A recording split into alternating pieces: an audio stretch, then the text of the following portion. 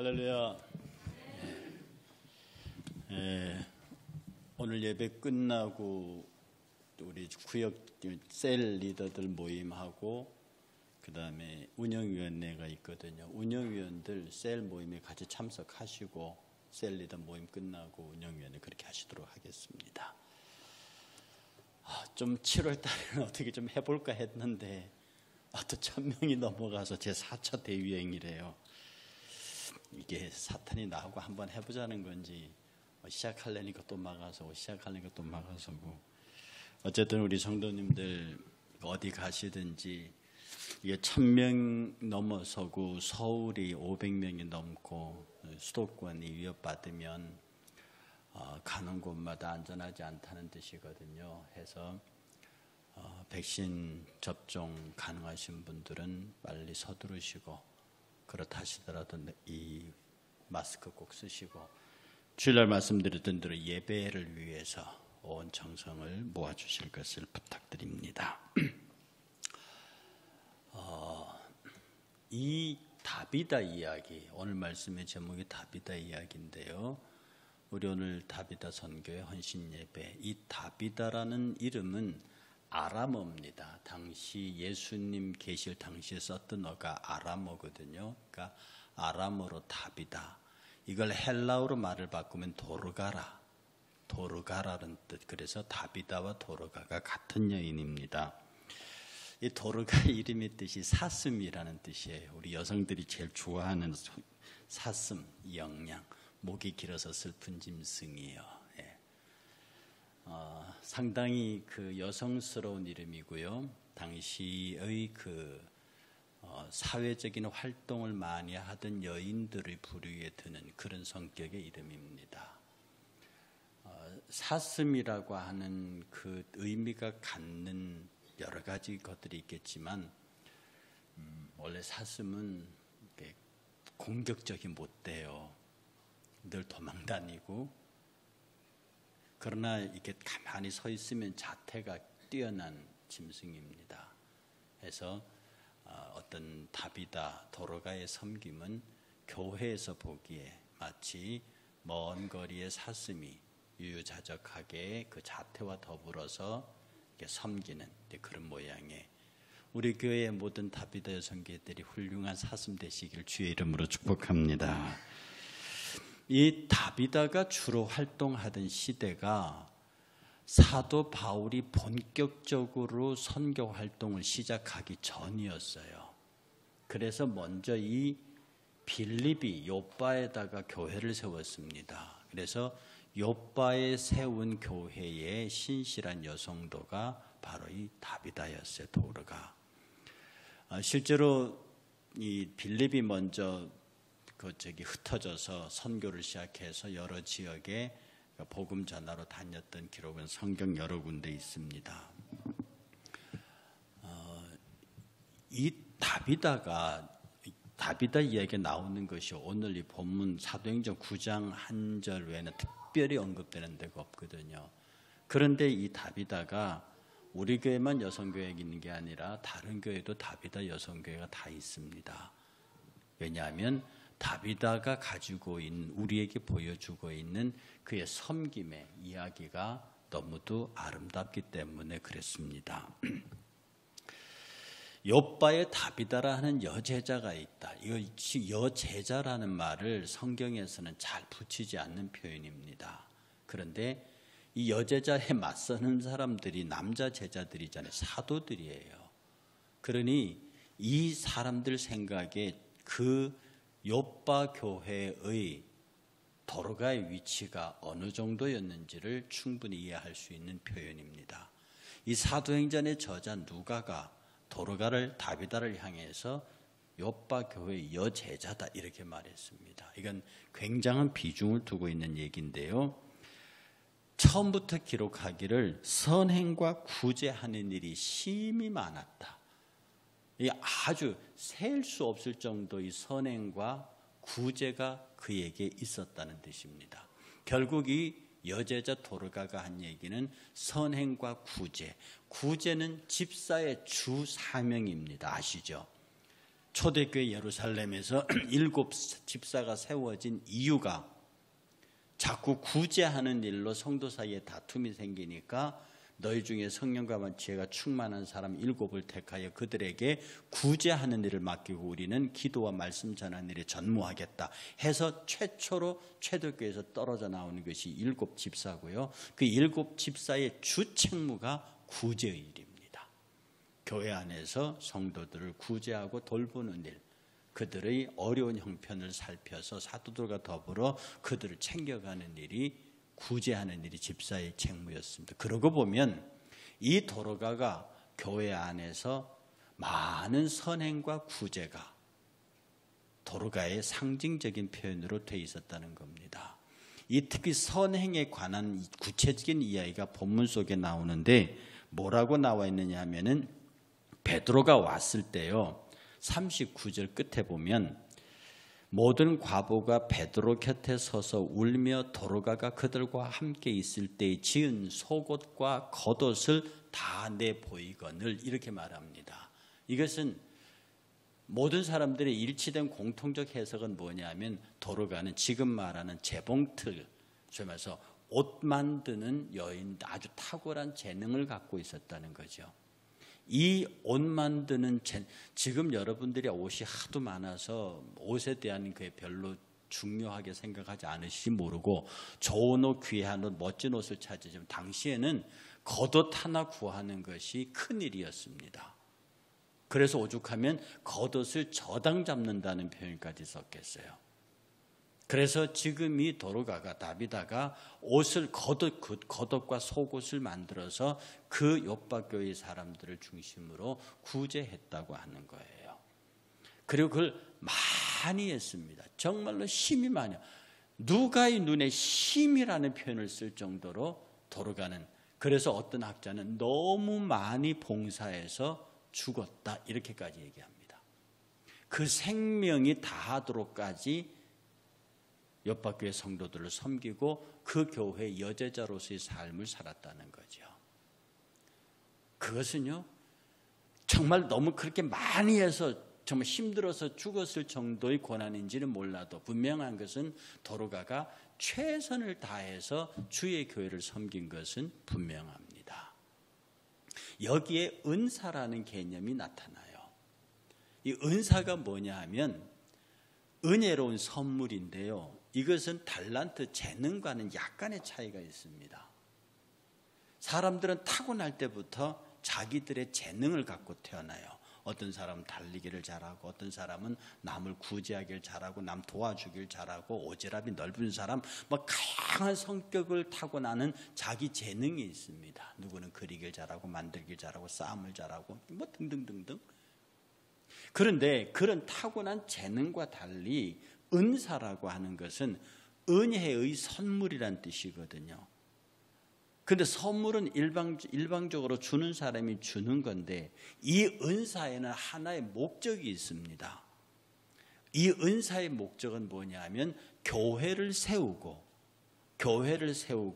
교회를 든든히 이끌어가는데, 든든히 끌어가는 데에 유용하기 위해서 은사를 주시는 겁니다. 그러니까 성경에 각종의 다양한 은사들이 있어요. 그 은사들은 교회를 세우고 교회를 든든해. 그러고 보면 교회는 은사자들이 많아야 하는 겁니다. 교회는 은사자들이 많아야 해요. 단 교회는 이 은사는 서로 높고 낮음이 없습니다. 나는 예언하는 은사니까 방언하는 은사가 하나 뒤라든지, 나는 치유의 은사가 있으니까 예언하는 은사가 뒤라든지, 이렇게 차별을 둔다든지, 그것은 있을, 그는 반성경적인 교리입니다. 이 교회의 은사는 교회를 세우고 교회를 든든히 지켜가는데, 그렇게 하기 위해서 좀 더 넓히면 복음을 전하고 많은 사람들을 그리스도에 내리고 데려오기 위해서 하는 것이 은사입니다. 이 은사의 특징은요, 기도는 기도하잖아요. 그러면 즉각적인 응답이 나타나지 않을 수 있어요. 그런데 은사는 즉각적으로 그 앞에서 효력이 나타납니다. 이게 은사의 강점이자 은사의 힘이에요. 신유의 은사자들 기도하면 병나음이 있습니다. 예언의 은사자들 그래 교회 각각의 은사자들, 말씀의 은사자들은 그 은사에 대한 즉각적인 영향들이, 결과들이 나타납니다. 그래서 우리는 위로부터 빛들의 아버지로부터 내려오는 각종 은사들을 사모할 간절함이 우리에게 필요한 겁니다. 그런데 이 도르가에게 임한 은사가 이 구제의 은사였어요. 그야말로 생명을 걸어놓고, 그러니까 그도 과부였는데 그가 죽었을 때 동료 과부들이 그 앞에서 베드로를 청하여 놓고 울고 있는 장면은 그가 살아생전에 얼마나 많은 사람들을 위하여 온 힘을 다하여 구제했는지를 알 수 있습니다.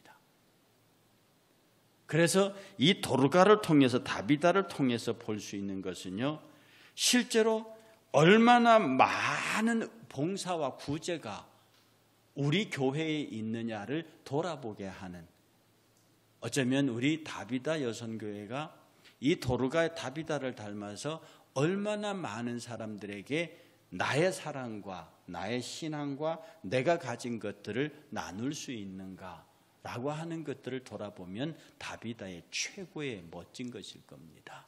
제가 전화를 받았습니다.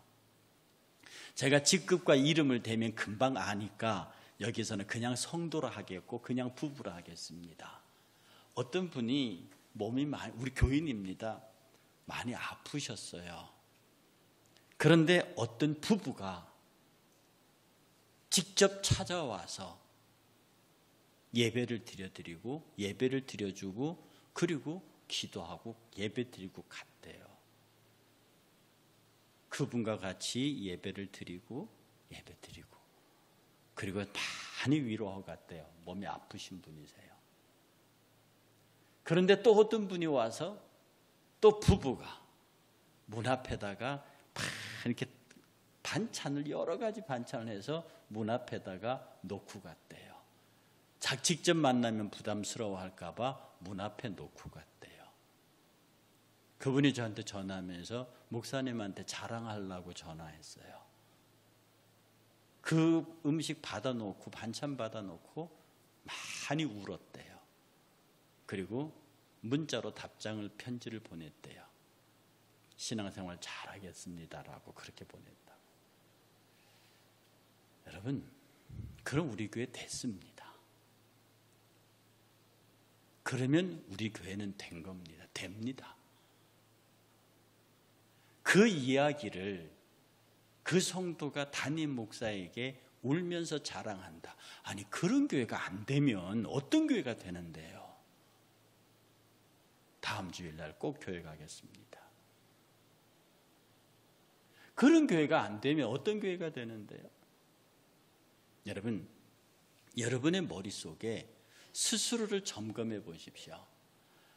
우리 교인들이 나를 생각할 때 다정한 분, 나를 늘 언제나 격려하는 분, 나의 아픔과 나의 허물에, 나의 어려움에 동조해 주는 분인가? 아니면 나를 비난하고 나를 항상 불편하게 하고, 여러분이 누구에게 이해되어질 적에요, 누가 어떤 사람이 나를 생각할 적에, 여러분이 저를 생각할 적에, 또 여러분끼리 누구 생각할 적에, 정말 좋은 분, 내가 못됐지, 이런 생각을 들게 만드는 그런 삶이 구제와 선행의 은사의 사람들입니다. 그리고 오늘 우리 교회의 모든 사람들은요, 예수 그리스도로 말미암아 그런 은사에 충만한 사람들이에요. 그런데 못된 마귀가 끼어들어서 자꾸 이 은사를 못 쓰도록 만드는 거죠.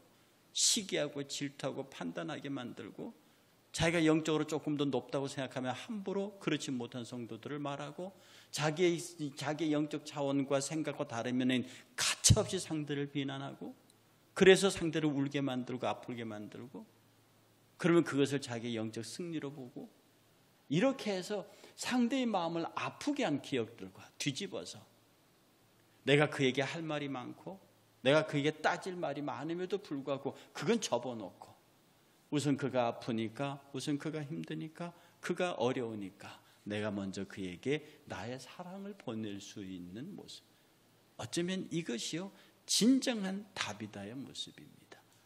사슴의 모습입니다. 오늘 한국 교회가 언제부터 이 구제가 교회의 사업으로 바뀌어 버렸습니다. 이 구제가 이 소위 소셜 월페어는 처음에는 사회 사업으로 들인 것이 기독교 사회 사업이 사회 복지로 바뀌면서 어느 순간에 교회가 그것을 해야 되는 비즈니스로 바뀌었다고요. 그런데 이 구제의 일은요, 사도의 직무입니다. 사도의 직무는 세 가지입니다. 하나는 복음을 전하는, 말씀을 전하는 자로서의 사도의 직. 또 하나는 교회를 치리하고 다스리는 직으로서의 사도의 직. 또 하나는 구제하는 것으로서의 사도의 직입니다. 그래서 초대교회 헌금을 헌금이란 용어보다 연보라는 표현을 써요. 연보가 연대하여 돕는다는 뜻입니다. 연보의 개념이에요. 그래서 교회의 헌금은 최소한의 교회 유지를 빼고는 전부 구제하는 데 쓰이도록 되어 있습니다. 교회는요, 말씀을 전하고 가르치는 사도의 직, 교회를 치리고 다스리는 사도의 직, 그리고 구제하는 사도의 직. 이게 이제 목사와 장로와 집사로 나눈 배경입니다. 그러니 우리 교회 집사님들, 이 집사님들에게 맡겨진 가장 큰 책무가 뭐냐? 이 집사님과 권사님은 같은 반열입니다. 권위하는 자입니다. 이 집사님과 권사님들의 가장 큰 책무가요, 권위하는 것, 돌보는 것 합쳐서 구제하는 거예요. 그러니 구제가 교회 안에서 충만한, 구제는요, 물질적으로 그들을 도와주고 이것은 세상적으로 하는 것이면 그건 가장 낮은 구제입니다. 진정한 구제는요, 그의 마음을 위로하고 그의 마음을 따뜻하게 하고 그가 교회에 오면 비로소 세상에서 얻지 못하는 평안과 감사를 얻는 것, 이게 진정한 구제입니다. 때려놓고 치료비 주면 뭐 하느냐고요. 내 할 말 다 해놓고 그를 무슨 말로 위로한다고요. 그러니 구제하는 사람들의 제일 책무가 말을 줄이고 손을 늘리는 겁니다. 발휘부지라는 거예요. 구제하는 사람은 어떻게 하면 내 말이, 나의 작은 물질이, 나의 작은 정성이 저 사람을 행복하게 할까? 그리스도 안에서. 어떻게 하면 그리스도 안에서 그를 행복하게 하고 그를 다정하게 하고 그가 교회에 다니는 즐거움을 느끼게 만들까? 이게 다비다의 모습입니다. 성경에는 다양한 은사자들이 있습니다. 다양한 은사자들이 있습니다. 이 은사자들이 다 모여서 만든 게 뭡니까? 그리스도의 몸입니다. 그리스도의 몸의 특징은 유기체란 말입니다. 건강해요. 그래서 이 건강하게 막 움직이면 머리를 포함한 사지백체가 부지런히 움직여야 하는 거거든요. 부지런히 움직여야 하고, 그래서 만물이 가까움을 볼수록, 종말의 때가 가까울수록 더욱더 우리는 건강한 육신을, 영적인 육체를 유지해야 되면서요, 그곳에서 영혼 없는 믿음이 죽음같이 행함이 없는 죽은 믿음은 죽은 것이라고 하는 야고보의 말을 따라서 우리 교회 전체가 우리의 믿음의 분량, 신앙의 분량만큼 내가 얼마나 많은 사람들에게 나의 사랑을 흘려보냈는지를 지금 이 시간 살펴야 합니다. 여러분의 믿음의 분량만큼 흘려보내셨습니까?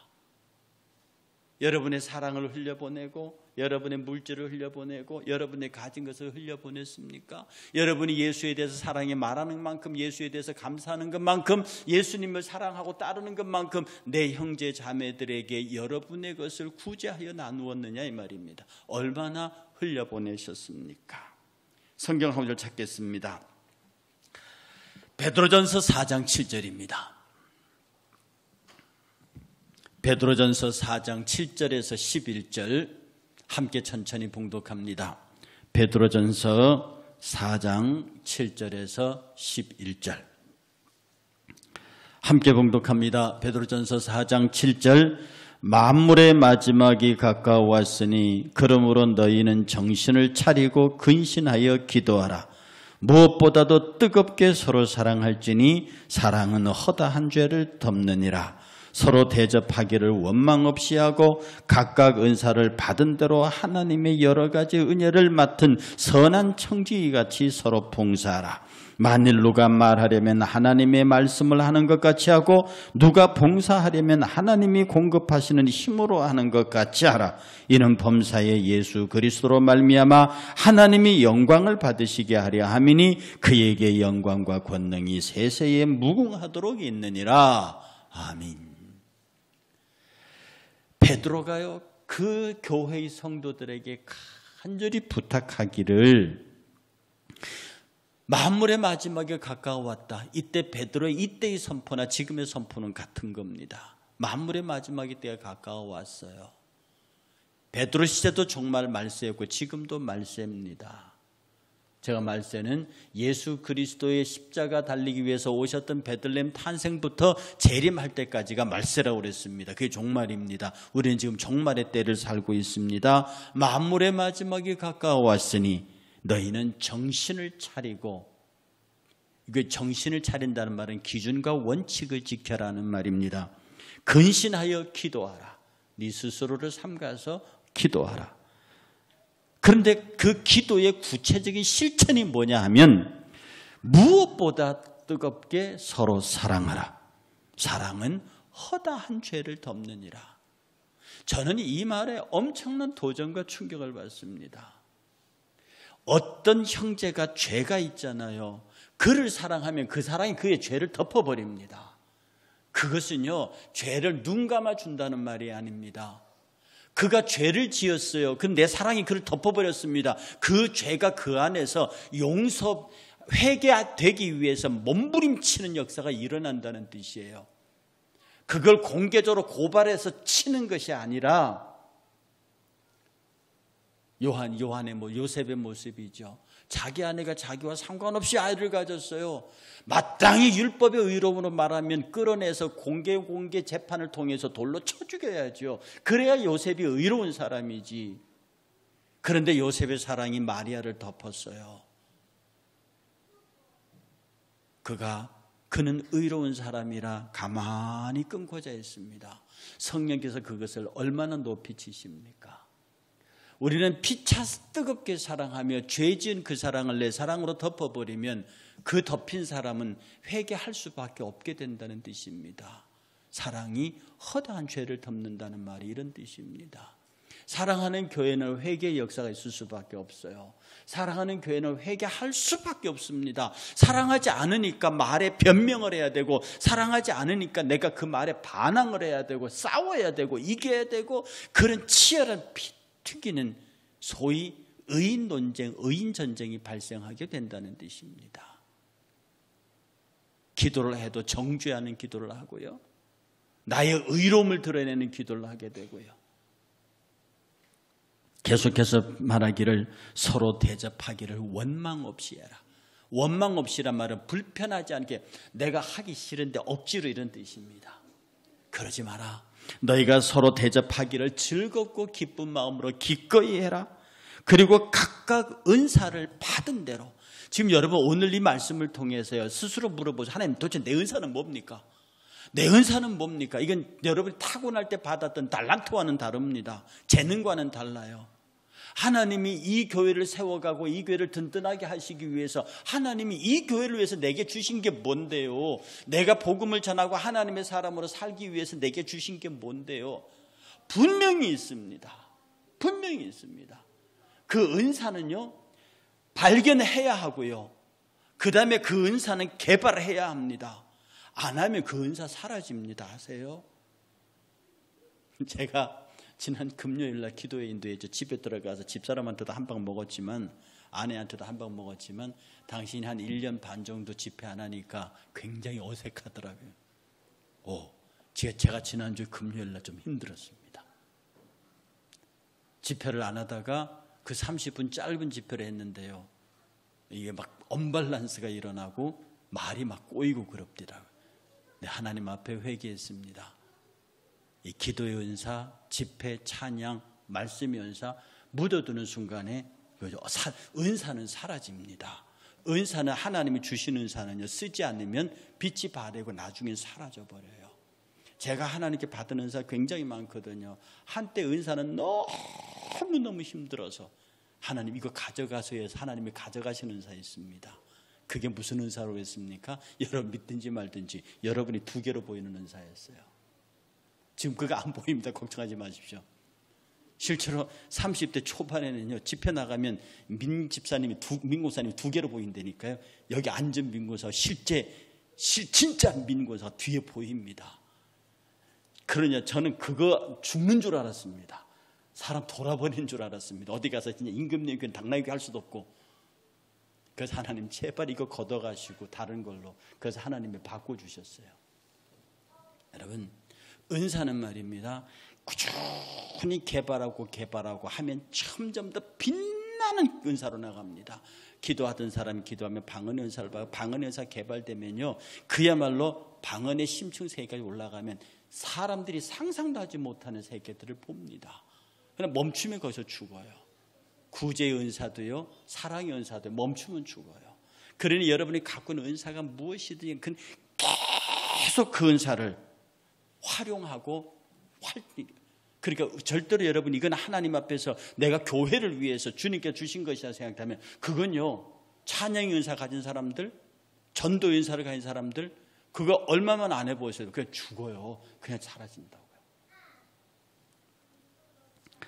각각 은사를 받은 대로 하나님의 여러 가지 은혜를 맡은 선한 청지기 같이 봉사하라. 선한 청지기, 하나님의 뜻을 이루는 청지기란 뜻입니다. 은사의 목적은 봉사에 있어요. 그러나 만일 누가 말하려면 하나님의 말씀을 하는 같이 하고, 여러분 이게 말 조심하라는 얘기거든요. 네가 무슨 말을 하려면 하나님이 하는 것처럼 하라. 하나님이 네 말을 네 마음속에 주어서 하나님이 하게 하는 것처럼 하라는 겁니다. 하나님이 하게 하는 말이 남을 비방해요, 남을 욕해요, 남을 까요? 안 되지요. 하나님이 하시는 말씀은, 적어도 우리에게 주시는 말씀은 그런 말씀이 아닙니다. 무슨 말을 하더라도 하나님의 말씀을 하는 것 같이 하고, 누가 봉사하려면 하나님이 공급하시는 힘으로 하는 것 같이 하라. 내가 작은 것 하나를 내보내도 이게 내게 아니야, 하나님이 나보고 갖다 주랬어, 이겁니다. 아세요? 내가 무엇을 주든 이건 내 거예요. 내 돈, 내 재능 내가 주는데 이건 내가 주는 게 아니라 하나님이 갖다 주래. 그러고 주는 거예요. 하나님이 갖다 주래. 나는 그냥 배달꾼이야, 배달꾼. 그래서 많은 사람을 구제하는 사람은요, 하나님의 것을 받아서 갖다 주는 구제 전달꾼입니다. 근데 그 전달하는 기쁨이 너무 좋습니다. 아무한테나 줍니까? 내가 집사님한테 갖다 주라 할 때 믿을 수 있으니까 주지. 저 양반 가져가 버릴 것 같으면, 가져가거나 중간에 배달 사고 내면 내가 주겠습니까? 그가 나보고 갖다 주라는 건 나를 믿으신다는 뜻이거든요. 네가 이거 잘 갖다 주면 이거 갖다 주는 거 따따블로 넣어줄게. 이게 당신의 약속이거든요. 그런 내가 많은 것을 배달하는 것 자체가 즐거운 겁니다. 예수 범사의 예수 그리스도로 말미암아 하나님의 영광을 받으시게 함이라. 우리의 모든 섬김의 마지막 골은 하나님의 영광입니다. 내가 구제를 해도 하나님께 영광, 내가 말을 해도 하나님께 영광. 여러분이 말 한마디 하나님이 말하게 하신 것처럼 맞잖아요. 그 말 한마디가 하나님께 영광이에요. 제발 여러분 말할 때 이 말이 하나님께 영광이 되겠는가를 생각하셔야 하는데, 이 구제가 하나님께 영광이 되겠느냐, 이 섬김이 하나님께 영광이 되겠느냐. 우리의 모든 삶이 하나님의 영광과 예배에 연결되어 있습니다. 이게 정말 내게 예배하는 삶이냐, 이게 정말 하나님이 기뻐하는 삶이냐. 그에게 영광과 권능과 영광이 세세에 무궁토록 있다. 이 다비다는요, 죽었어요. 그런데 루타에 있는 베드로가 왔습니다. 그들이 만든 겉옷과 속옷을 보고 베드로의 마음이 어땠겠습니까? 다른 사람들 다 나가라고 하고 혼자서 죽어있는 시신 다비다를 향해서 다비다야 일어나라 합니다. 나사로야 나오너라. 저 얼마나 멋있습니까? 얼마나 환상적입니까? 이런 승리의 선언이 어디 있습니까? 물론 베드로가 일어나라 하는 이 권능은 우리에게는 없습니다. 예수께서 12 제자들을 보내실 때에 그들에게 주신 권능입니다. 이게 사도적 권능입니다.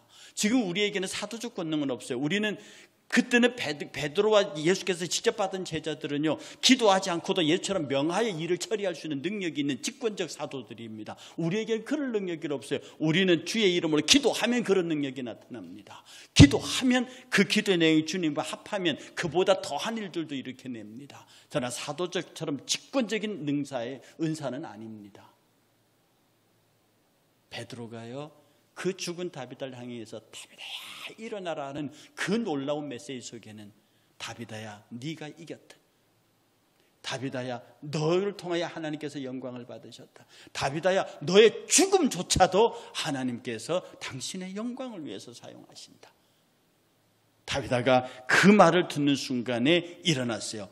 베드로가 손을 내밀어 일으키고 성도들과 과부들을 불러 그 살아난 것을 보여주고 그랬더니 사람들이 더 믿더라고 했어요. 죽음조차도, 다비다는 자신의 죽음조차도 다시 이런 생명의 일어남을 통해서 많은 사람들에게 예수를 전하는 구제자의 본이 됐습니다. 죽음조차도 그에게는 문제가 되지 않는 거지요. 오늘 우리 다비다 여선교회, 그리고 우리 사랑하는 성도 여러분, 이 다비다의 은사를 생각하세요. 그리고 여러분의 은사를 생각하세요. 그리고 정말 이 은사를 하나님이 하시는 것처럼, 하나님이 나를 통하여 일하시는 것처럼, 정말 내가 얼마나 많은 사람들을 행복하게 하고 얼마나 많은 사람들을 즐겁게 하고 얼마나 많은 사람들이 나를 생각하면 기분이 좋을까, 내가 정말 사람들이 생각하면 기분이 좋을 사람일지 아니면 그 사람이 내 생각하면서 짜증낼 사람일지를 가만히 생각하면서 우리 교회 모두가 다 내가 그분으로 인하여 교회 갈 겁니다. 내가 그분으로 인하여 예수 잘 믿을 겁니다. 내가 그분으로 인하여 주 안에서 행복할 겁니다. 그렇게 많은 사랑과 은혜를 나누는, 그렇게 하는 우리 다비다 여성교회와 우리 모든 성도들이 되시기를 주의 이름으로 축복합니다.